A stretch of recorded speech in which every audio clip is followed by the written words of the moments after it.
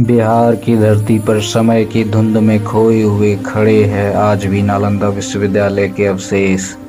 प्राचीन काल के ज्ञान का महान मंदिर। 5वीं शताब्दी में जब गुप्त वंश अपने चरम पर था, सम्राट कुमारगुप्त ने इस अद्वितीय शिक्षा केंद्र की नींव रखी। नालंदा ने विश्व भर के विद्वानों को अपनी ओर आकर्षित किया।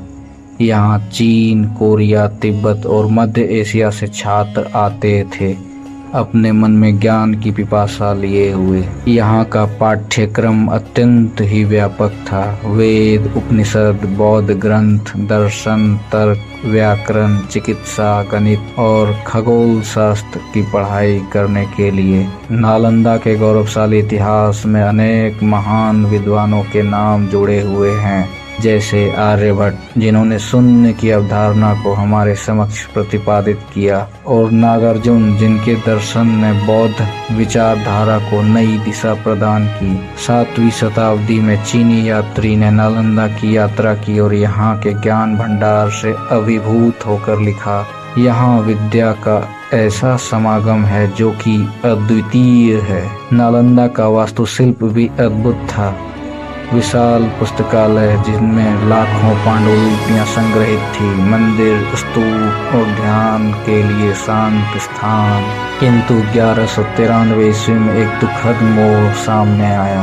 आक्रमणकारी बख्तियार खिलजी ने नालंदा पर आक्रमण कर दिया, पुस्तकालय को आग के हवाले कर दिया। ऐसा कहा जाता है कि ज्ञान के इस महासागर को जलने में लगभग 6 माह लगे थे, यानी कि 6 माह तक यहाँ के पुस्तकालय में आग जलता ही रहा। इसके बाद नालंदा सदियों तक विस्मृति के अंधकार में रहा, केवल खंडहरों के रूप में अपने पूर्व गौरव की कहानी कहता हुआ। लेकिन 21वीं सदी में भारत सरकार ने नालंदा को पुनर्जीवित करने का संकल्प लिया।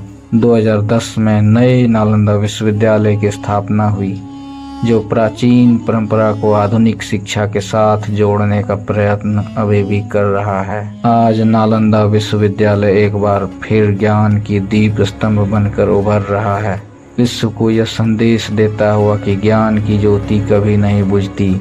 इसका इतिहास हमें यह सिखाता है कि ज्ञान की खोज में कोई सीमा नहीं होती और मानवता का उन्नयन शिक्षा के माध्यम से ही संभव है। आज भी खंडहर के दीवालों की मोटाई 6 से 12 फीट इस बात को प्रमाणित करती है कि इसके आधार पर बने हुए भवन सचमुच में ऐसे विशाल रहे होंगे। चौड़ी और पक्की सीढ़ियों के भवनावशेष भी यही प्रमाणित करते हैं कि उतनी ऊंचाई तक पहुंचने के लिए इसका निर्माण हुआ होगा। महाविहारों में पंक्तियों से लगी हुई चैत्य और स्तूपों की पंक्तियां थी, जिसका वर्णन हुएनसांग ने बड़ा सुंदर किया है। ब्राह्मण श्रद्धालु श्री सुविष्णु ने हीनयान और महायान के उत्थान के निमित्त 108 मंदिर बनवाए थे, जिनमें शाक्य सिंह तथा अनेक देवताओं की प्रतिमाओं की स्थापना की थी। सम्राट अशोक के अंतिम वंशज पूर्व वर्मा द्वारा बनवाई गई 80 फीट ऊंची तांबे की बुद्ध प्रतिमा हुएनसांग ने अपनी आंखों से देखी थी। यही नहीं, भारत के पड़ोसी राष्ट्रों ने भी नालंदा के निर्माण में हाथ उठाया था। सुवर्ण द्वीप सुमात्रा के राजा बालपुत्र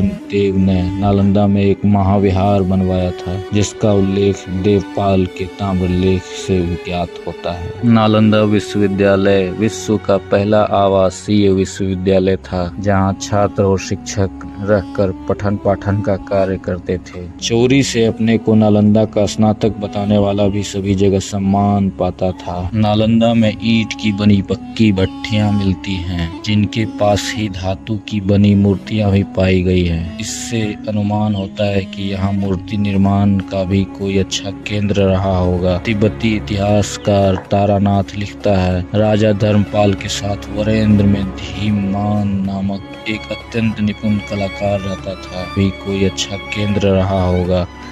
तिब्बती इतिहासकार तारानाथ लिखता है, राजा धर्मपाल के साथ वरेंद्र में धीमान नामक एक अत्यंत निपुण कलाकार रहता था, उनके लड़के का नाम वितपाल था। इन पिता पुत्रों ने अपनी परंपरा स्थापित की और कलापूर्ण मूर्तियों के उत्कृष्ट नमूने प्रस्तुत किए। दोनों संभवतः नालंदा में कला के शिक्षक थे।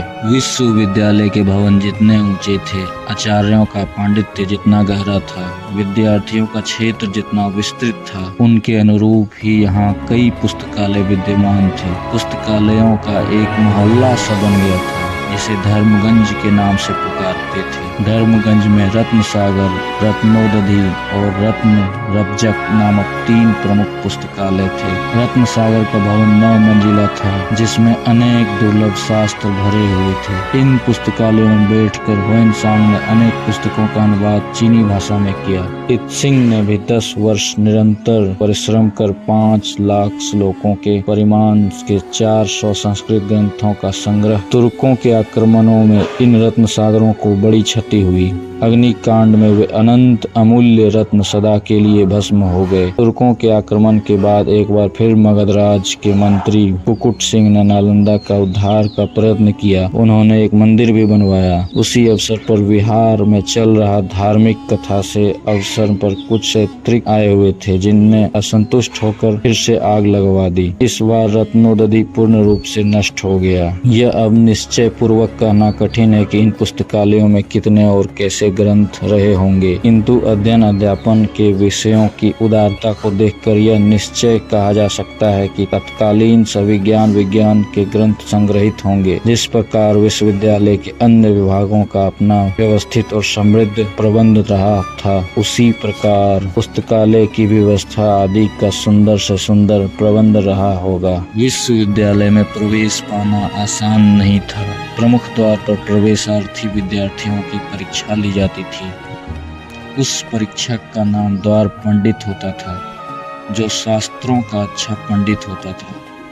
ह्वेनसांग ने 15 में केवल 3 ही प्रवेशार्थियों को उत्तीर्ण होते हुए देखा था। नालंदा विश्वविद्यालय में एक बार प्रविष्टि भर हो जाना विद्यार्थी को उच्च योग्यता का परिचालक माना जाता था।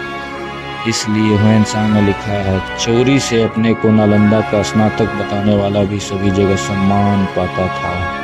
इस महान विश्वविद्यालय के गौरवशाली इतिहास का केवल हम अंदाजा ही लगा सकते हैं।